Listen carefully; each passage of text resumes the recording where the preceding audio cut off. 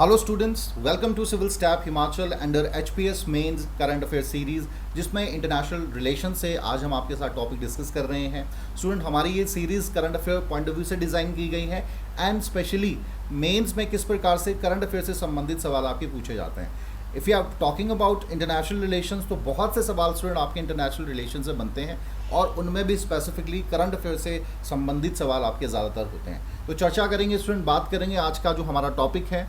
It is basically China's increasing strength in Sri Lanka concern for India.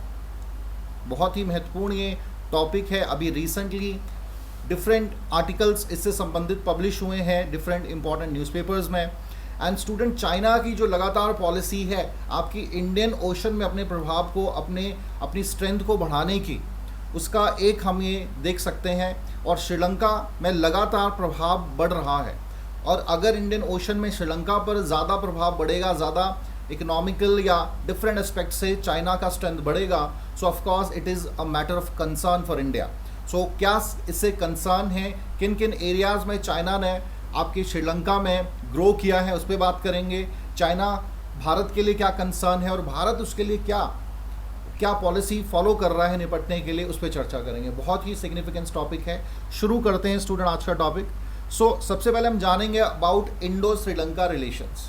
देखिए, जब हम भारत और श्रीलंका के संबंधों रिलेशंस की बात कर रहे हैं, भले ही आज चाइना लगातार अपने प्रभाव को बढ़ा रहा है, अपने इन्फ्लुएंस को बढ़ा रहा है श्रीलंका में, ठीक है, लेकिन ऐसा नहीं है कि भाई अदर फैक्टर्स के पॉइंट ऑफ व्यू से देखें तो भारत की हमेशा ही श्रीलंका के साथ क्लोज एसोसिएशन रहा है। और सबसे बड़ा इसमें एक इम्पॉर्टेंट भारत के फेवर में पॉइंट आता है, वो है कल्चर एंड हिस्टोरिकल हेरिटेज। ठीक है, कल्चरल एंड हिस्टोरिकल एस्पेक्ट जो है वो भारत को श्रीलंका से ज़्यादा क्लोज रखता है in comparison to China. So Ramayana period से संबंध है स्टूडेंट भारत के चाइना के साथ। ऐसा नहीं है कि हम नई बात कर रहे हैं। The roots of cultural and historical relations जो हमारी मैथोलॉजिकल स्टोरीज में उसमें हमें देखने को मिलते हैं, किस प्रकार से लॉर्ड रामा सीता को लेने के लिए लंका गए थे, जो आज श्रीलंका के नाम से जानी जाती है। बैटल हुई थी रावण के साथ, ये वही श्रीलंका है स्टूडेंट, वही लंका है। तो उस समय से हमारे जो संबंध हैं, कल्चरल रिलेशंस हैं। नेक्स्ट हम बात कर सकते हैं बुद्धिस्ट कल्चर। जब आपके मौर्य पीरियड में सम्राट अशोक, ठीक है, किंग अशोका का हार्ट ट्रांसफॉर्म हुआ था and then further he became the firm believer of Buddhist या बुद्धिज़्म। तो उन्होंने फर्दर अपने बच्चों को, जिसमें महेंद्र एंड संघमित्रा का नाम आता है, इन दोनों को श्रीलंका भेजा था बुद्धिज़्म को स्प्रेड करने के लिए। ठीक है, और तब से जो बुद्धिज़्म है आज एक बहुत ही प्रोमिनेंट धर्म है, आपके रिलीजन है श्रीलंका का। ठीक है, बुद्धिस्ट कल्चर आज भी एसोसिएशन है। इवन अलग से श्राइन्स बनाई गई हैं, अलग से आपके रेजिडेंस एरियाज, रेजिडेंस प्लेसेस बनाए गए हैं आपके बोध गया में। श्रीलंकन कि जो आपके बुद्धिस्ट रिलीजन के लोग आना चाहते हैं वहाँ रह सकते हैं, उनके लिए अलग से रेजिडेंट एरियाज़ बनाए गए हैं। ठीक है, तो बहुत अच्छा हम कह सकते हैं हमारा बॉन्ड श्रीलंका के साथ रहा है। इवन ब्रिटिश पीरियड में देखिए इन्फ्लुएंस भारत की तकरीबन 350 साल तक गुलाम रहा ब्रिटिशर्स का, और नीचे श्रीलंका पर भी काबिज रहा। ठीक है, काफ़ी एरिया पे ब्रिटिश कंट्रोल था।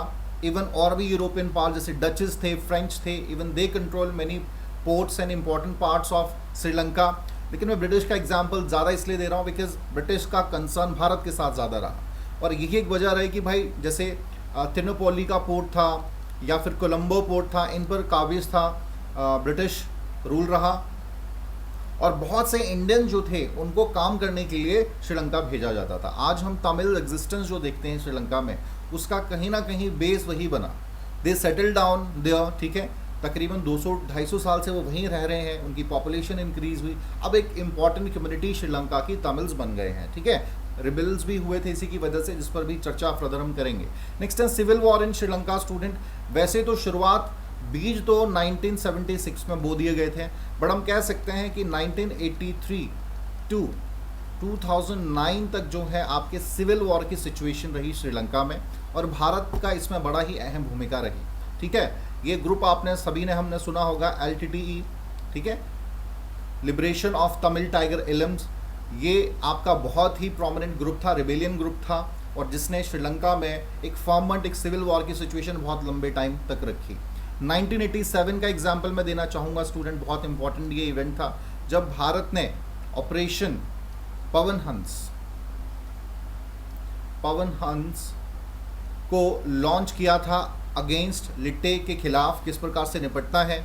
और यही एक कारण था, under the UN peace keeping force, United Nation ने ये भारत को कहा because you are the closest nation और आप सदस्य हैं तो अपनी पीस कीपिंग फोर्सेस भेजिए। सो ऑपरेशन पवन हंस जारी किया था, लिट्टे रिबेलियंस को मारा गया और उसी का बदला असैसिनेशन की फॉर्म में लिया गया था राजीव गांधी जी की, ठीक है। सो ये कुछ बेस मैं बता रहा हूँ आपको, थोड़ा आइडिया हो भारत और श्रीलंका के रिलेशंस के कंटेक्स्ट में। नेक्स्ट बात करेंगे सार्क नेशंस में स्टूडेंट, अगर हम बात करें सो अभी भारत लार्जेस्ट इन्वेस्टर है आपका, ठीक है, लार्जेस्ट इन्वेस्टर है भारत श्रीलंका में। सो आगे थोड़ा सा इसमें मैं और रोशनी डालना चाहूँगा, लेकिन उससे पहले जियोपॉलिटिकल सिग्निफिकेंस को समझते हैं श्रीलंका के, फिर भारत का जो इन्वेस्टमेंट है उस पर आएंगे। सो स्टूडेंट, क्यों श्रीलंका इतना ज़्यादा इंपॉर्टेंट है? सो सबसे पहला है location in Indian Ocean as an island state. सबसे इंपॉर्टेंट स्टूडेंट कि अगर आप ज्योग्राफिकल लोकेशन श्रीलंका का देखते हैं तो इंडियन ओशन में एक आइलैंड नेशन है, बड़ा आइलैंड नेशन है, ठीक है। और इसकी वजह से अभी से नहीं, इवन कोल्ड वॉर में हमें रेफरेंस मिलते हैं, या बिफोर कोल्ड वॉर या even British period, British, French और डचिस के बीच श्रीलंका को लेकर झगड़ा रहता था। तीनों ही ये यूरोपियन पावर कब्जा करना चाहते थे बिकॉज इंपॉर्टेंट ये एक आइलैंड नेशन था, ठीक है। तो बहुत ही इसकी सिग्निफिकेंस रही है स्ट्रेटेजिक पॉइंट ऑफ व्यू से भी, इकोनॉमिक पॉइंट ऑफ व्यू से भी, ठीक है। जिसका भी इस पर कब्जा रहेगा, या कब्जा तो नहीं कह सकते हैं, द इरा जो अभी है वो कॉलोनियलिज्म और इंपीरियलिज्म का तो नहीं है, ठीक है। तो कहीं ना कहीं डायरेक्ट तो नहीं कर सकते, पर इनडायरेक्ट जैसे चाइना कर रहा है, भाई आप लोन्स दे दीजिए, वो चुकाने में सक्षम नहीं होगा तो हमेशा वो आपके अंडर ही इनडायरेक्टली रहेगा, ऐसी पॉलिसीज फॉलो करके। सो स्टूडेंट ये कह सकते हैं कि भाई स्ट्रेटेजिकली या इकोनॉमिकली जो है प्रेशर डाला गया। नेक्स्ट हम बात करेंगे स्ट्रेटेजिक कमर्शियल लोकेशन के कंटेक्स्ट में, बहुत ही स्ट्रेटेजिकली कमर्शियल इंपॉर्टेंट लोकेशन है। अगर हम पूरी दुनिया के इंपॉर्टेंट सी रूट की बात करें स्टूडेंट आज के कंटेक्स्ट में, तो ये आपका यहीं से होता हुआ जाता है, ठीक है, मलक्का स्ट्रेट से होते हुए, और यहाँ पर बीच में आता है आपका श्रीलंका। इसीलिए श्रीलंका की यहाँ पर इंपॉर्टेंस बहुत ज़्यादा है, तकरीबन 2.3 तो नहीं कहूँगा, मतलब 2/3 स्टूडेंट, 2/3 जो आपका ऑयल ट्रेड होता है दुनिया का, पूरी दुनिया का, वो आपके श्रीलंका से होकर ही होता है, ठीक है। श्रीलंका उसमें अपनी इंपॉर्टेंट रोल प्ले करता है, और सभी प्रकार के ट्रेड्स की बात करें so half of the world trade वो श्रीलंका के माध्यम से होके ही होता है। इसी से इंपॉर्टेंस श्रीलंका की बढ़ जाती है, और ये सभी देश श्रीलंका पर अपना नियंत्रण कंट्रोल रखना चाहते हैं। नेक्स्ट है land of natural ports. So land of natural ports students, अगर मैं बात करूं कोलंबो पोर्ट की, या जाफना है, तिरुनेलवेली है, बहुत से ऐसे पोर्ट्स यहाँ पर हैं जो नेचुरली ब्लेस्ड हैं और रिच रिसोर्सेज है, टूरिज्म का एक बहुत बड़ा सेंटर है। इसीलिए जो सराउंडिंग नेशंस हैं जैसे भारत है, या आपके बांग्लादेश है, थाईलैंड है, ये भी श्रीलंका के साथ अपनी कनेक्टिविटी को बढ़ाना चाहते हैं। ऑफकोर्स इसमें चाइना भी अब लिस्ट में शामिल है, जो कि दूर होते हुए भी लगातार अपने प्रभाव को यहाँ पर बढ़ा रहा है। नेक्स्ट है Sri Lanka was a strategically ideal location for placing submarines for nuclear attack. इसका हमें रेफरेंस मिलता है कोल्ड वॉर पीरियड में। कोल्ड वॉर पीरियड में यूएसए एंड यूएसएसआर दोनों ही ब्लॉक्स लगातार कोशिश कर रहे थे कि भाई अपनी प्रेजेंस को यहाँ पर बढ़ाया जाए, और यहाँ पर जो है सबमरीन्स को इस्टेब्लिश किया जाए, जो कि न्यूक्लियर अटैक के पॉइंट ऑफ व्यू से एक इम्पॉर्टेंट प्लेस हो सकता है आपके साउथ ईस्ट नेशंस में, साउथ एशियन कॉन्टिनेंट पे कंट्रोल करने के लिए। तो ये कह सकते हैं, यहाँ से सिग्निफिकेंस हमें पता चलती है इस एरिया की। नेक्स्ट है important epicentre of great power politics in the Indian Ocean region. देखिए मैं इसमें कोट करना चाहूँगा, एक बहुत ही सुंदर वर्ड कहें, एक फिलोसोफर ने, एक थिंकर ने, पॉलिटिकल स्कॉलर हैं, तो उन्होंने बड़ा सुंदर कहा, I don't remember his name but बहुत ही सुंदर वर्ड है। उन्होंने कहा ऐसे देश जिन्होंने 19th सेंचुरी पे रूल किया, they have control over Atlantic ocean. वो देश जिन्होंने पैसिफिक नेशन पे कंट्रोल रखा, उन्होंने 20th सेंचुरी में रूल किया। और वो देश जो रूल करना चाहते हैं आपके 21st सेंचुरी में, तो उनको इंडियन ओशन पे कंट्रोल करना पड़ेगा, इंडियन ओशन रीजन पे कंट्रोल करना पड़ेगा, ठीक है। सो बहुत ही महत्वपूर्ण सिग्निफिकेंस उन्होंने शो किया है इस पूरे ही IOR क्षेत्र का, क्योंकि आइलैंड नेशन है, हालांकि इंडिया का बहुत ज़्यादा प्रभाव इसमें रहा है, लेकिन कह सकते हैं भाई Sri Lanka being an island nation is very important for all, इसीलिए वेस्टर्न इंटरेस्ट यहाँ पर बहुत ज़्यादा है श्रीलंका में, भारत का इंटरेस्ट हम देख सकते हैं, और श्रीलंका का भी चाइना का भी जो इंटरेस्ट है श्रीलंका में इसी वजह से सबसे ज़्यादा है। तो आई होप ये बेसिक आपको जियोपॉलिटिकल सिग्निफिकेंस श्रीलंका के कंटेक्स्ट में आइडिया हुआ होगा। चलिए स्टूडेंट, ये हमने बात की जियोपॉलिटिकल सिग्निफिकेंस की। नेक्स्ट हम बात करते हैं अब इंडिया का कहाँ कहाँ श्रीलंका में इन्वेस्टमेंट है, क्या ऐसी पॉलिसीज़ रही हैं हमारी, उस पर चर्चा करेंगे। इसमें सबसे पहले स्टूडेंट इंपॉर्टेंट आपके आता है ISFTA, ठीक है, India Sri Lanka free trade agreement which was signed in 1998। Bharat और श्रीलंका के बीच FTA साइन किया गया था 1998 में। ये अलाउ करता है स्टूडेंट जितने भी आपके इंपॉर्टेंट कॉमर्शियल प्रोडक्ट्स हैं, ठीक है, उनका फ्री ट्रेड किया जा सकता है दोनों ही देशों द्वारा, और इसका बहुत ज़्यादा फ़ायदा हमें श्रीलंका ने ज़्यादा हमसे लिया है। तकरीबन 60% FTA के जो प्रोडक्ट्स आते हैं FTA के अंडर। फ्री ट्रेड बेसिकली मतलब है फ्री ट्रेड एग्रीमेंट का कि भाई बहुत ही आपके मतलब कोई भी किसी भी प्रकार की आपकी ड्यूटीज़ नहीं लगेंगी, ठीक है, और ट्रेड किया जा सकता है। जब भी आप कमर्शियल ट्रेड करते हैं किसी देश के बीच तो आपकी टैक्सेस लिए जाते हैं, ड्यूटीज़ चार्ज की जाती हैं, ठीक है, लेकिन जब FTA साइन होता है तो किसी भी प्रकार की ड्यूटी साइन नहीं की जाती, या फिर जिसे हम कहते हैं कस्टम ड्यूटी बेसिकली, ठीक है। सो अब जब भी या फिर देशों के बीच की बात है स्टूडेंट, कई बार बहुत लो प्राइजेस होते हैं कि 5% या 2% हम से ज़्यादा हम नहीं चार्ज करेंगे, लेकिन इस कंटेक्स्ट में कुछ ऐसे प्रोडक्ट्स शामिल किए हैं जिस पे कम्प्लीटली कोई चार्ज नहीं लगेगा। तो श्रीलंका तकरीबन ऐसे प्रोडक्ट्स की कैटेगरी में 60% ऐसे प्रोडक्ट्स आते हैं FTA की कैटेगरी में। और भारत की बात करें स्टूडेंट तो भारत सिर्फ 5% ही FTA का फ़ायदा अभी तक ले पाया है, ठीक है, मतलब हमारे ऐसे प्रोडक्ट्स जो हम श्रीलंका को देते हैं वो सिर्फ 5% ही हैं, जबकि हम इंपोर्ट जो करते हैं वो 60% के आसपास है। तो बहुत ही ज़्यादा सिग्निफिकेंस है इसकी दोनों ही कंटेक्स्ट से। नेक्स्ट हम बात करेंगे किन किन एरियाज़ में भारत जो है इन्वेस्ट करता है, किन किन एरियाज़ में। जो प्राइमरी एरियाज़ हैं जहाँ पर भारत और श्रीलंका के बीच संबंध है, petroleum, retail, tourism, hotel manufacturing, real estate, telecommunication, banking, finance services. Tourism इसमें बहुत इंपॉर्टेंट है स्टूडेंट्स, ठीक है। अगर हम बात करें प्री ग्लोबल कोविड पीरियड की तो 18.2% जो आपका टोटल टूरिज़्म श्रीलंका का है वो भारत से ही आया है। टोटल टूरिज़्म का 18.2% के आसपास जो टूरिस्ट आया श्रीलंका में, मैं 2019 से पहले की बात कर रहा हूँ, ठीक है।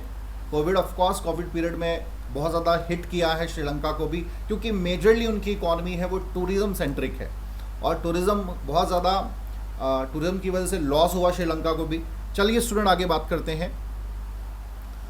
देखिए इसमें नेक्स्ट जो इम्पॉर्टेंट पार्ट है स्टूडेंट वो concessional financing project in Sri Lanka, ठीक है। भारत ऐसा नहीं है कि सिर्फ इन्हीं माध्यम में, और बहुत से लोन्स हम श्रीलंका को दिए हैं, हमारा बहुत एरियाज़ में इन्वेस्टमेंट है। कारण है अब एक रेस भी लग गई है, दूसरी तरफ से China is there, if we are not investing in Sri Lanka, जैसे कि कई बार सवाल अक्सर उठता है कि भाई we already have number of problems in front of us, so क्यों हम इन्वेस्ट श्रीलंका जैसे देश में करें। लेकिन अगर हम नहीं करेंगे तो चाइना करेगा, और चाइना करेगा तो कहीं ना कहीं हमारे जो क्लोज रिलेशन है इंटरनेशनल रिलेशन में student relation matters a lot. Soft policy के थ्रू, सॉफ्ट लोन के माध्यम से तो संबंध हमारे बेहतर बनाना ज़रूरी है। तो लगातार बढ़ रहा है। अगर हम अभी तक की बात करें सो 1.8 बिलियन श्रीलंका के साथ हमारा लाइन ऑफ क्रेडिट का जो है लोन हम प्रोवाइड कर चुके हैं। और अगर टोटल हम बात करें स्टूडेंट इसमें 1.2 तो रेलवेज़ के लिए ही है,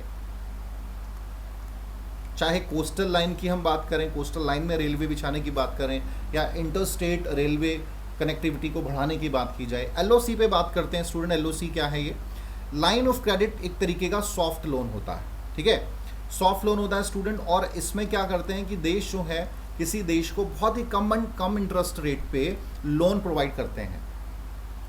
अब जब ये देश सॉफ्ट लोन प्रोवाइड करते हैं, कंडीशन ये रहती है बहुत कम इंटरेस्ट पे एक तो रिटर्न किया जाएगा इसे, दूसरा क्या है समय भी ज़्यादा दिया जाता है कि इन जर्नल अगर लोन को 5 साल का समय दिया गया है रिटर्न करने के लिए तो ये डबल होगा या 8 या 10 साल का समय होगा। मैं एग्जांपल दे रहा हूँ, ठीक है, ये 5 साल भी हो सकता है।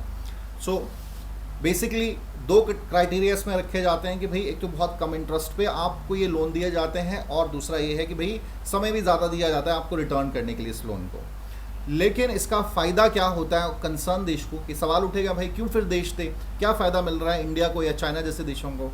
इसमें कंडीशन ये होती है कि जो भी जिस काम के लिए लोन दिया गया है, जैसे रेलवे के लिए दिया गया है, ठीक है, सो रेलवे में जो भी इंफ्रास्ट्रक्चर इस्तेमाल किया जाएगा, जो भी इक्विपमेंट, जो भी मटेरियल इसके लिए इस्तेमाल किया जाएगा, वो सारा का सारा भारत से ही खरीदा जाएगा, कंसर्न देश से ही खरीदा जाएगा।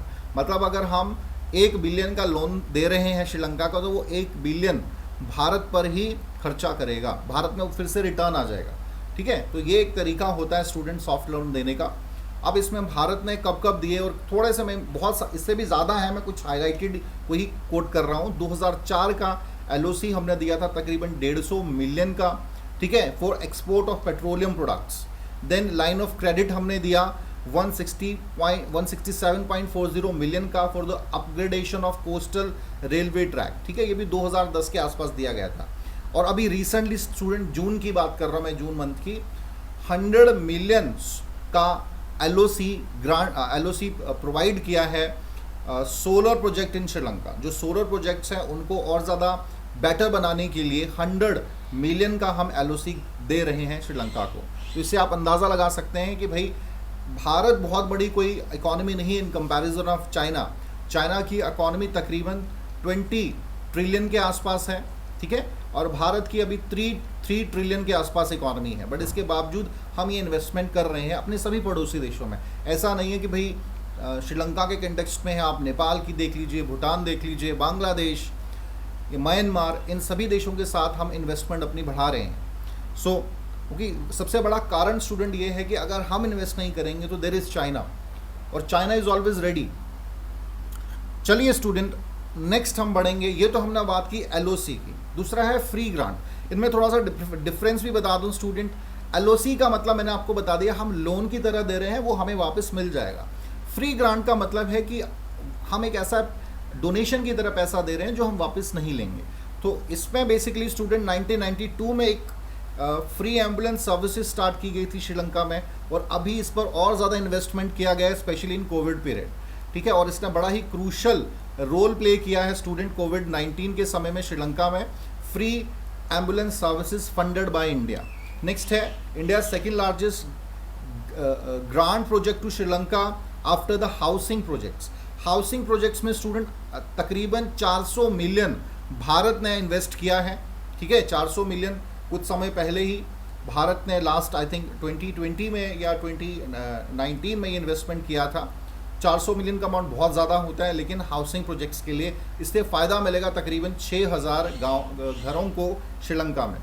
और अभी रिसेंटली जून मंथ में 12 मिलियन की ग्रांट और श्रीलंका को प्रोवाइड की गई है। तो इसी से अंदाज़ा लगाया सकता है स्टूडेंट कि हम फ्री ग्रांट भी दे रहे हैं, LOC भी प्रोवाइड कर रहे हैं, ताकि हमारे संबंध श्रीलंका के साथ बेटर बने।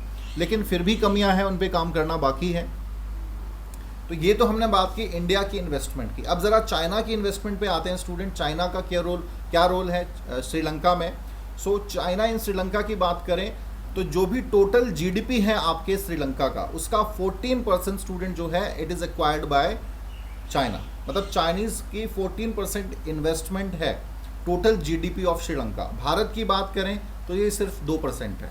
तो इससे भी आप एक डिफरेंस देख सकते हैं क्यों चाइना हमसे बड़ी रैपिडली आगे बढ़ रहा है, बावजूद इसके कि कल्चरली हिस्टोरिकली श्रीलंका हमसे ज़्यादा क्लोज है। देखिए श्रीलंका एक बहुत ज़्यादा कोई अमीर देश तो है नहीं, गरीब देश है, और उनके लिए पैसा जो है बहुत इम्पॉर्टेंट है। डिफरेंट जो इंफ्रास्ट्रक्चर को वो डेवलप कर सके, वहाँ के लोगों को रोज़गार मुहैया करा सके, एम्प्लॉयमेंट की जो समस्या है उसको कम कर सके, ठीक है। तो इसीलिए श्रीलंका जैसे जो छोटे देश हैं ये डेब्ट ट्रैप में फंस जाते हैं। चाइनीज़ डेब्ट ट्रैप पॉलिसी स्टूडेंट। एक और इसमें मैं हाईलाइट करना चाहूँगा, इंडिया के साथ एक समस्या रही है भारत के साथ कि इंडिया अपने नेबरिंग नेशंस में जाता है, बहुत सी स्कीम्स या बहुत से प्रोजेक्ट्स को अनाउंस कराता है, पर कोई डेडलाइन नहीं देता। ये हाईलाइट किया था बेसिकली नेपाल के जो PM थे, ठीक है, ओली जी ने इसे हाईलाइट किया था कि भाई नरेंद्र मोदी गए, और 2 साल पहले की बात है, 18 की बात है, बेसिकली 3 साल पहले की बात है। नरेंद्र मोदी विजिटेड देयर, और खटास तो रिलेशंस में आ ही रही थी नेपाल और भारत के बीच। तो जब उन्होंने कुछ नए प्रोजेक्ट्स की अनाउंसमेंट की तो उन्होंने ये सवाल उनसे कर ही लिया कि सर जो पुराने आपके 20-30 साल पुराने प्रोजेक्ट्स हैं वो अभी भी ग्रास रूट लेवल पे हमें दिख नहीं रहे, तो आप हमें कोई डेडलाइन दे दीजिए कि जो ये नए प्रोजेक्ट आप बना रहे हैं कब तक इन्हें कंप्लीट कर देंगे। अब चाइना इस प्रकार की डेडलाइंस देता है कि हम 1 साल में 2 साल में ये जो प्रोजेक्ट अनाउंस किए हैं इन्हें कंप्लीट करेंगे। तो ट्रस्ट कहीं ना कहीं चाइना का कंपैरेटिवली इंडिया ज़्यादा होता है इन सभी देशों, और श्रीलंका भी उनमें शामिल है। अब ये चाइनीज़ ड्रैप ट्रैप पॉलिसी है क्या स्टूडेंट? देखिए सबसे बड़ा बहुत ही कह सकते हैं, वैसे बेसिकली तो ये वेस्टर्न आइडिया है, लेकिन चाइना ने इसका ज़्यादा इस्तेमाल किया है। जनरली मेजरली जो बड़े देश होते हैं वो उन्हीं देशों में इन्वेस्टमेंट करना चाहते हैं जहां एक बहुत बड़ा मार्केट उन्हें दिख रहा है, या वो अमीर देश हैं जहां से उनको फाइनेंशियली गेन्स हो सकें। तो फिर गरीब देशों में, छोटे देशों में क्यों कोई इन्वेस्ट करना चाहेगा? अब चाइना ने बेसिकली क्या किया कि चाइना ने इसको इम्प्लीमेंट किया बहुत तेज़ी से। इसके तहत सॉफ्ट लोन्स या एलओसी दिए जाते हैं गरीब देशों को, छोटे देशों को, और जब वो एलओसी को रिटर्न नहीं कर पाते हैं, ठीक है, तो उनके कुछ एरिया को लीज पर ले लिया जाता है, ठीक है, फॉर 100 ईयर्स या 200 ईयर्स। जैसे हम्बनतोता पोर्ट का, ठीक है, हम्बनतोता पोर्ट का एग्जांपल हम ले सकते हैं कि भाई चाइना ने हम्बनतोता पोर्ट को लिया, ठीक है, डेवलप कराया, जब पे नहीं कर पाया श्रीलंका तो उसे 99 ईयर्स के लिए लीज पे ले लिया।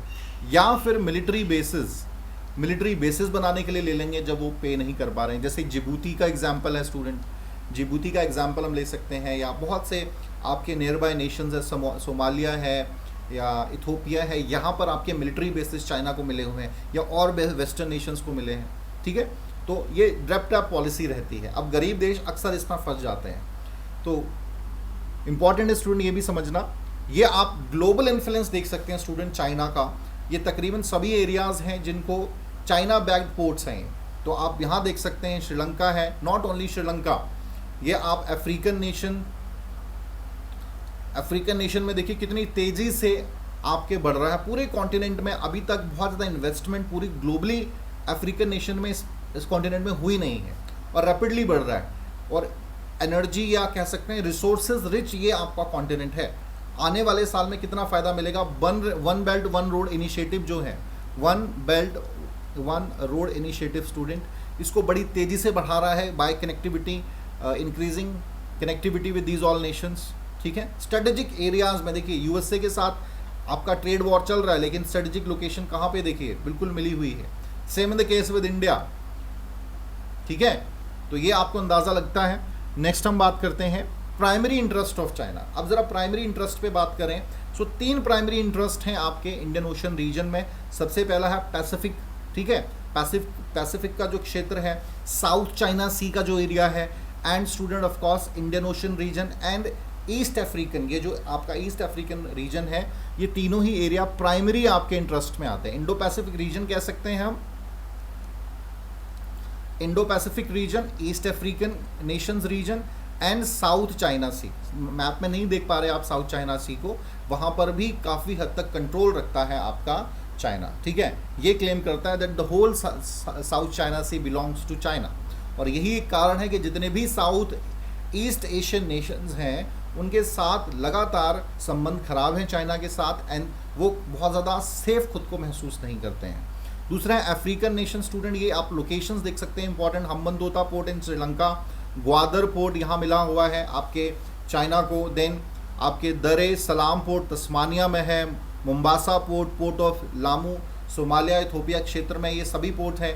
तो आप इसी से अंदाज़ा लगा सकते हैं स्टूडेंट कि कैसे कनेक्टिविटी बना रहा है, ठीक है, और क्यों इस पूरे क्षेत्र में इतना इंटरेस्ट है। अभी भी सेशल्स में भारत को पोर्ट मिल गए हैं, ठीक है, लेकिन मिलिट्री बेसिस बनाने की भी बात चल रही है वहाँ भी, लेकिन उस रेस में हमारे साथ जो है वो चाइना भी था, ठीक है। और बहुत से अभी भी आइलैंड जो हैं आपके छोटे छोटे आइलैंड हैं, जैसे डायगो गर्शिया आइलैंड है जो यूके के अंडर आता है, ऐसे बहुत से और आइलैंड हैं, कुकूज आइलैंड है ऑस्ट्रेलिया के अंडर आता है जो वेस्टर्न नेशंस के कंट्रोल में। तो ऐसा नहीं है कि इंडियन ओशन का जो क्षेत्र है वो कम्प्लीटली फ्री जोन अब है, ठीक है, छोटे छोटे इन देशों का है। और इस रेस में चाइना तकरीबन 10 से 20 साल में अगर हम बात करें बहुत ही रैपिडली बढ़ा है। स्टूडेंट एक कोट मैं यहाँ पर आपसे शेयर करना चाहूँगा, नेपोलियन बोनापार्ट का नाम आप सभी ने सुना है। 18th सेंचुरी में नेपोलियन बोनापार्ट ने यह बात कही थी कि भाई China is like a sleeping giant, let him sleep, if he awakes he will shake the whole world. And the same thing we can see right now. जो उन्होंने उस समय बात कही थी, तकरीबन आज से 200-250 साल पहले उन्होंने ये बात कही होगी, आज वो हमें सही मायनों में इम्प्लीमेंट होता दिख रहा है। स्टूडेंट, अगर चाइना के कंटेक्स्ट में, मैं इस कंटेक्स्ट में एक और ऐड करना चाहूँगा, जब चाइना बेसिकली कम्युनिस्ट नेशन बना, वो बना 1949 में, ठीक है। और चूँकि वो पीरियड ग्लोबल आपके कोल्ड वॉर का पीरियड था, तो उसका इम्पैक्ट पड़ा, और 1955 का जो वार्सा पैक्ट था उसमें चाइना ने सपोर्ट किया यूएसएसआर को, बट बहुत ही जल्दी जो था खुद को अलग कर लिया। कह सकते हैं कोल्ड वॉर का जो पॉलिटिक्स थी उसमें चाइना बिल्कुल हटके अलग से रहा, और वो समय उन्होंने खुद की अपनी स्ट्रेंथ को बढ़ाने के लिए दिया, क्योंकि इतना ज़्यादा उस समय पावरफुल नेशन नहीं था। जो समस्याएं भारत के सामने थी, गरीबी, एम्प्लॉयमेंट, माल न्यूट्रिशन, ये चाइना में भी सारी थी। अगले 50-60 सालों में स्टूडेंट चाइना इतना रैपिडली बढ़ा, और अगर हम 2 दशकों की बात करें, सन 2000 से अभी तक का, तो आज तक के जितना रैपिडली चाइना ने ग्रो किया, आई डोंट थिंक सो कि किसी और देश ने किया होगा, एक्सेप्ट जो यूरोपियन नेशंस थे कॉलोनियल पीरियड के, उनको छोड़ के, ठीक है। आज इतनी फास्ट ग्रोइंग इकोनॉमी पूरी दुनिया में कहीं की भी नहीं है। तो इसी से हमें अंदाज़ा लग जाता है स्टूडेंट, ये प्राइमरी इंटरेस्ट हैं। अब हम बात करेंगे स्टिंग ऑफ पर्ल्स की। स्टिंग ऑफ पर्ल्स बहुत ही इंपॉर्टेंट है स्टूडेंट। ये किस प्रकार से चाइना जो है स्टिंग ऑफ पर्ल्स की, ये सबसे पहले वेस्टर्न जो पॉलिटिकल स्कॉलर्स हैं उन्होंने इसे रिकग्नाइज़ किया स्टिंग ऑफ पर्ल्स को। तो आप इससे अंदाज़ा लगा सकते हैं, देखिए ये सभी जो देश हैं आपके नियर बाय, और भारत के लिए स्टिंग ऑफ पर्ल्स कितना खतरनाक हो सकता है। पूरी कंप्लीटली स्टूडेंट जो है भारत को घेर के रखा हुआ है आपकी चाइना ने। ये आप string of pearls South China Sea से होते हुए स्टेट ऑफ मलक्का से, देन म्यांमार में पोर्ट हैं, बांग्लादेश में पोर्ट लिए, हम्बनतोता पोर्ट है, देन ग्वादर पोर्ट है, देन सीपैक है जो आपके one road one belt initiative के साथ जोड़ता है, ठीक है। एंड देन फर्दर बबे, मंदेब, स्टेट ऑफ हॉर्मुज स्ट्रेटेजिक कितनी इंपॉर्टेंस है, यहाँ पर पोर्ट ले लिया है, केनिया में, और भी बहुत से एरियाज़ में स्टूडेंट। तो ये स्टिंग ऑफ पर्ल्स की जो पॉलिसी है ये स्पेशली भारत को घेरने के लिए भी डिज़ाइन की गई है, और आईओआर क्षेत्र में अपने प्रभाव को बढ़ावा देने के लिए। यहाँ पे कुछ एरियाज़ में स्टूडेंट जो है मिलिट्री बेसिस भी मिले हैं, कुछ कमर्शियल पर्पसेस के लिए ही लिए हैं। सो बहुत ही महत्वपूर्ण स्टिंग ऑफ पर्ल्स हैं ये, और भारत के लिए बहुत ज़्यादा समस्या की बात है। नेक्स्ट है चाइनीज़ इन्वेस्टमेंट इन श्रीलंका की अगर हम बात करें, तो अभी रिसेंट कुछ जो इन्वेस्टमेंट है मैं उन्हीं पे चर्चा करूँगा, पुरानी इन्वेस्टमेंट तो बहुत हैं। 14% मैंने कहा जीडीपी का पार्ट है, ठीक है, 14% पार्ट है श्रीलंका की टोटल जीडीपी का, जबकि भारत का परसेंट मैंने आपको बताया सिर्फ मात्र 2% ही है। चाइना ने अभी recently student 500 million loan agreement sign किया है अप्रैल 2021 में श्रीलंका के साथ, ठीक है, डिफरेंट इन्वेस्टमेंट में, रेलवे में, इंफ्रास्ट्रक्चर या सी पोर्ट्स को ग्रो करने के लिए। Sri Lanka sign 3 year 1.5 billion currency swap deal with China. ये भी एक इम्पॉर्टेंट, ये मार्च मंथ में स्टूडेंट करेंसी स्वैप डील की है, जिसमें युआन करेंसी में डील की जा सकती हैं, ठीक है। तो ये इंपॉर्टेंट है। नेक्स्ट है श्रीलंका साइन अभी ग्लोबल जर्नली जब डील की जाती है, क्योंकि बेसिकली डॉलर रूल्स है ना, तो डॉलर्स में ही ज़्यादा आपके इंटरनेशनल ट्रेड होता है, तो ये इंपॉर्टेंट है। नेक्स्ट है ये आपके जून मंथ में हुआ है, basically 308 million loan agreement with China, sorry अगस्त में, जून कह रहा हूँ मैं, अगस्त में बेसिकली ये जो है 3.8 मिलियन लोन एग्रीमेंट साइन किया है, एलओसी एक और साइन किया है श्रीलंका के लिए। तो आप देख सकते हैं कितने लार्जेस्ट स्केल में इन्वेस्टमेंट कर रहा है चाइना श्रीलंका में। तो ऐसा तो है नहीं कि श्रीलंका में कोई फ़ायदा नहीं है उनको इन्वेस्टमेंट का, ठीक है। तो ये एक बहुत बड़ा कारण है स्टूडेंट। थोड़े से पोर्ट के कंटेक्स्ट में भी बात कर लें, कहाँ कहाँ पे, ये तो फाइनेंशियल हमने बात की, ये कुछ पोर्ट जो सी शोर रीजन है, कोस्टल लाइन ही तो है आपकी श्रीलंका की सारी, ठीक है, लैंडलॉक क्षेत्र तो है नहीं, सी शोर रीजन ही है। तो specially Hambantota port and Colombo port सबसे सिग्निफिकेंट पोर्ट हैं, जहाँ पर चाइना अपना प्रभाव बड़ी तेज़ी से बढ़ा रहा है, ठीक है। यहाँ की 2 पोर्ट हैं, eastern and western terminal port, ठीक है। सो यहाँ पर स्टूडेंट दोनों पर ही क्षेत्र में बहुत प्रभाव इन्वेस्टमेंट किया है। अब देखिए कुछ साल पहले हम बात करें 2005-6 में, या उसके बाद डेवलप करना शुरू कर दिया था हम्बनतोता का पोर्ट को। अब ये कह के चाइना ने श्रीलंका को ये कहा था कि भाई क्योंकि हम्बनतोता की strategic geopolitical importance, strategic location है बहुत और पूरी दुनिया का ये एपिक सेंटर बनेगा आने वाले समय में। तो ऐसा कीजिए कि आप हमारे साथ एक LOC डील कीजिए जिसमें हम आपको इतना अमाउंट पे करेंगे। हम ना सिर्फ एक पोर्ट यहाँ डेवलप करेंगे बल्कि सराउंड का जितना भी हम्बन तोता रीजन है उसको सिटी में कन्वर्ट करेंगे, सारा इंफ्रास्ट्रक्चर हम डेवलप यहाँ का करेंगे, ठीक है। और आपको कोई दिक्कत नहीं आएगी लोन पे करने में भी, क्योंकि आप धीरे धीरे से पे कर सकते हैं। LOC ही हम दे रहे हैं, 10 साल का 12 साल का हम आपको समय भी दे रहे हैं, ठीक है। ऐसा कहते हुए कन्विंस कर लिया। अब हुआ क्या कि इसका कुछ ऐसा जैसा श्रीलंका ने सपने दिखाए थे वैसा कुछ हुआ नहीं। ये कोई एपिसेंटर बना नहीं, पूरे ग्लोब का हब बना नहीं, ठीक है। अब इससे लॉस होने लगा। जो एक्सपेक्टेशन थी श्रीलंका की, भाई हम बहुत ही जल्दी बहुत अच्छा कमा लेंगे स्पोर्ट के माध्यम से, ऐसा कुछ हुआ नहीं। बल्कि श्रीलंका अब डेप्ट में आ गया, उस पे करने में सक्षम नहीं था। तो चाइना ने अब कहा कि भाई अगर आप कर्जा नहीं चुका सकते तो ऐसा कीजिए, आप हम्बन तोता पोर्ट को हमें, ठीक है, 100 साल के लिए 99 ईयर्स के लिए जो है लीज पर दे दीजिए। अब 99 ईयर्स में स्टूडेंट यहाँ पे चाइना पूरी कॉलोनी बसा लेगा अपनी, ठीक है, जो कि डेमोग्राफिक चेंजेस आने लगते हैं और आने वाले समय में 100 साल के बाद जो लोग यहाँ होंगे उनके लिए चैलेंजेस बढ़ेंगे। सो जो अपोजिशन पार्टी ने इसका क्रिटिसिज्म भी किया और यहाँ तक कहा कि ये अपने नेशनल एसेट को बेच दिया है श्रीलंका को, चाइना को श्रीलंका ने, ठीक है। दूसरी तरफ स्टूडेंट आप यहाँ मैप में देख सकते हैं अनाई तीवू और नैना तीवू का जो क्षेत्र है, यहाँ पर पोर्ट्स आपके बनाए हैं, ग्रो कर रहा है, ठीक है। त्रिनोपोली का क्षेत्र यहाँ पर है, यहाँ पर आपकी श्रीलंका अपनी इन्वेस्टमेंट कर रहा है, पोर्ट्स को बिल्ड करने की लगातार कोशिश कर रहा है। चलिए स्टूडेंट नेक्स्ट हम बात करेंगे कंसर्न। अब इंडिया के लिए क्या कंसर्न है भाई? सबसे पहला है भाई threat for national security of India. Bharat की नेशनल सिक्योरिटी के लिए थ्रेट है क्यों नहीं? जो आपकी स्ट्रिंग ऑफ पर्ल्स की मैंने अभी बात की, वो मैप में मैंने आपको दिखाया कि किस प्रकार से घेर के रखा हुआ है। अभी तो चाइना यही कहता है भाई कमर्शियल पर्पसेस के लिए ही हम इन पोर्ट्स का इस्तेमाल करेंगे, but you never know what will happen. Wars छिड़ जाए तो इतने ही देश कैपेबल तो है नहीं कि कल चाइना को अपोज नहीं कर पाएंगे। चाइना फोर्सिबली इन पर अपना नियंत्रण कर सकता है और भारत के लिए जो है अच्छी खबर नहीं है। स्पेशली अनाई तीवू और नैना तीवू पोर्ट का आप स्ट्रेटेजिक लोकेशन देखिए स्टूडेंट, कहाँ पर भारत की बाउंड्री से बिल्कुल नज़दीक ही आपको दिख रहा है। तो नेशनल थ्रेट है कि नहीं? बहुत बड़ा थ्रेट है ये पोर्ट्स।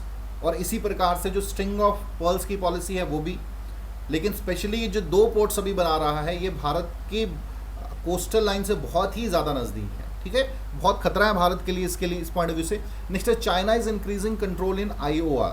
तो लगातार जो चाइना का बढ़ता हुआ प्रभाव है इंडियन ओशन रीजन में by different getting control over different ports, या इनके साथ इन्वेस्टमेंट जो है डेब्ट ट्रैप में फंसा रहा है इन छोटे देशों को। सेशल्स के साथ लगातार कोशिश कर रहा है, या आपके मेडागास्कर के साथ, या फिर श्रीलंका एग्जाम्पल हमारे सामने है, बांग्लादेश, म्यांमार, या आपके साउथ ईस्ट नेशंस में कुछ देश हैं जो जहाँ पर इन्वेस्ट कर रहा है। तो जितना ज़्यादा इन्वेस्टमेंट बढ़ेगा उतना ही ये देश चाइना के कंट्रोल में रहेंगे, और जो है भारत के लिए बहुत अच्छा नहीं है। तो भारत को इसके लिए आगे आना पड़ेगा। इसलिए मैंने स्टार्टिंग में कहा था कि अगर हम इन्वेस्ट नहीं करेंगे तो चाइना करेगा, और वो भारत के लिए फिर पॉजिटिव चीज़ नहीं होगी, क्योंकि फिर रिलेशन जो है, देखिए फाइनेंसेस मैटर्स अ लॉट। किसी भी रिलेशन में फाइनेंसेस जो है सबसे इंपॉर्टेंट रोल प्ले करते हैं। नेक्स्ट है student commercial loss in IOR। लगातार भारत जो है कमर्शियल लॉस झेल रहा है।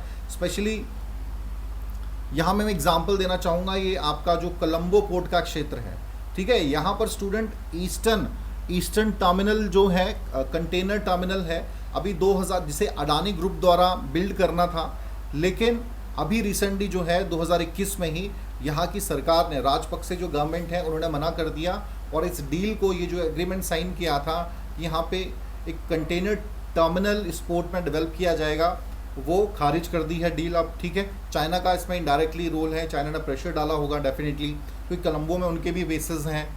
और जब तक ऐसा लग रहा है, देखिए पॉलिटिकल लॉस भी है एक जो आपकी राजपक्षा गवर्नमेंट अभी शासन कर रही है, वो भारत इंडियन उनका ओरिएंटेशन कम है और चाइना की तरफ ज़्यादा है। तो जब तक ये रूल में रहेंगे, वी विल नॉट एक्सपेक्ट कि हमारे बहुत से ऐसे एग्रीमेंट्स पे अभी भी खतरा है। हालांकि दूसरी तरफ लगातार हम कितनी इन्वेस्टमेंट कर रहे हैं श्रीलंका में, उसके बावजूद ये हमें देखने को मिल रहा है। चलिए स्टूडेंट आगे हम बात करते हैं। अब इंडिया की इसमें क्या पॉलिसी है काउंटर करने के लिए। तो जैसे स्टिंग ऑफ पर्ल्स की पॉलिसी है स्टूडेंट, तो इसको काउंटर करने के लिए भारत ने नेकलेस ऑफ डायमंड की पॉलिसी को अडॉप्ट किया है। इसमें स्टूडेंट इन सभी देशों के साथ आप देख सकते हैं इस मैप के माध्यम से, यहाँ पर छाबार पोर्ट है, देन मंगोलिया के साथ हम डील कर रहे हैं, अश्कबाग टीटी के माध्यम से हम सेंट्रल एशियन नेशन के साथ कनेक्टिविटी बना रहे हैं, अफगानिस्तान में हमारा ऑलरेडी बहुत इन्वेस्टमेंट है, मंगोलिया में हम अपनी इन्वेस्टमेंट्स कर रहे हैं, ठीक है। जापान के साथ क्वाड सदस्य है जापान, तो यहाँ पर स्टूडेंट जो है भारत के साथ अच्छे रिलेशंस हैं। या हम वियतनाम की बात करें, वियतनाम या इंडोनेशिया, सिंगापुर, ठीक है, इन सभी देशों के साथ, वियतनाम में हम ब्रह्मो मिसाइल देने की बात कर रहे हैं, ठीक है, हमारी जो डिफेंस डील्स होनी है इनके साथ। अजम्पशन सेशल आइलैंड है स्टूडेंट, यहाँ पर हम अपनी पोर्ट्स हमें ऑलरेडी मिल चुके हैं, अभी मिलिट्री बेसिस बनाने की बात चल रही है, हालांकि अभी ग्राउंड पे नहीं है और आने वाले समय में। So indirectly we can say that by these all channels we were also countering the China. हालांकि स्टिल ये जो आप देख रहे हैं इमेज में शायद बहुत अच्छा लग रहा है, बट अभी भी ग्रास रूट लेवल पर ये चीज़ें इंप्लीमेंट होने में समय लगेगा, ठीक है। और भारत को अगर काउंटर करना है चाइना को, तो बहुत इंपॉर्टेंट है इन सभी स्ट्रेटेजिक लोकेशन में अपनी पकड़ को और मजबूत करे, स्पेशली साउथ चाइना सी। देखिए इंडिया के साथ समस्या क्या रही है ना, कि हम जो चाइना की पॉलिसी उसको समझ नहीं, ऐसा नहीं है समझ नहीं पाते, of course they are number of people, but हम उसके लिए ज़्यादा करते नहीं। जैसे कश्मीर का मामला है, कश्मीर इशू में कुछ होता है तो चाइना उसको सपोर्ट कर रहा है कि नहीं डायरेक्टली, ठीक है। जब पाकिस्तान यूनाइटेड नेशन असेंबली में बेसिकली इस मामले को लेके जा सकता है, it was not possible for Pakistan कि वो उस मामले को वहाँ उछाल पाता अगर चाइना का सपोर्ट नहीं होता। तो जब हांगकांग का इशू होता है या फिर यहाँ पर आपके जो उइगर मुस्लिम्स हैं उनके साथ ह्यूमन राइट वायलेशन होता है, तब पाकिस्तान क्यों चुप रहता है, ठीक है। और भारत भी क्यों नहीं कुछ इस मुद्दे को उठाता, ताकि इनडायरेक्टली प्रेशर चाइना पे भी डाला जा सके। या फिर ये जो नेशंस हैं those are not feeling that much comfortable themselves, ठीक है, उनके साथ और क्लोजनेस बढ़ाई जाए, जो चाइना से डरे हुए हैं साउथ चाइना की सी के कंटेक्स्ट में। तो भारत को अब यहाँ पर अपनी मजबूत करनी चाहिए पकड़, इनको सपोर्ट करना चाहिए, ये कहीं ना कहीं कमी है भारत की। नेक्स्ट हम बात करेंगे स्टूडेंट मिल्क टी अलायंस। सबसे पहले तो मैं मीनिंग समझा दूँ आपको, मिल्क टी अलायंस का मतलब क्या है। जनरली स्टूडेंट टी जो है इसकी शुरुआत चाइना से ही मानी जाती है, लेकिन चाइना में जो लोग चाय पीते हैं उसमें दूध नहीं मिलाया जाता।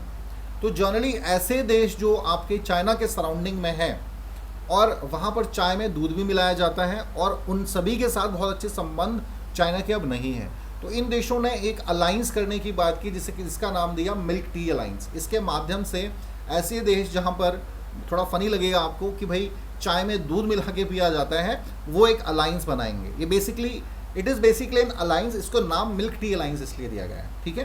तो कन्फ्यूजन नहीं होनी चाहिए आपके दिमाग में। ये सभी देश स्टूडेंट, हांगकांग ये आपका सभी क्षेत्र है जहाँ पर भारत के साथ एक अलग से अलायंस बनाने की बात की जा रही है। हालांकि स्टिल ग्रास रूट लेवल पे ये मिल्क टी अलायंस भी हमें कहीं स्ट्रेंथन होता अभी नहीं दिखता है, मे बी आने वाले समय में हो, ताकि हम चाइना पर प्रेशर डाल सकें।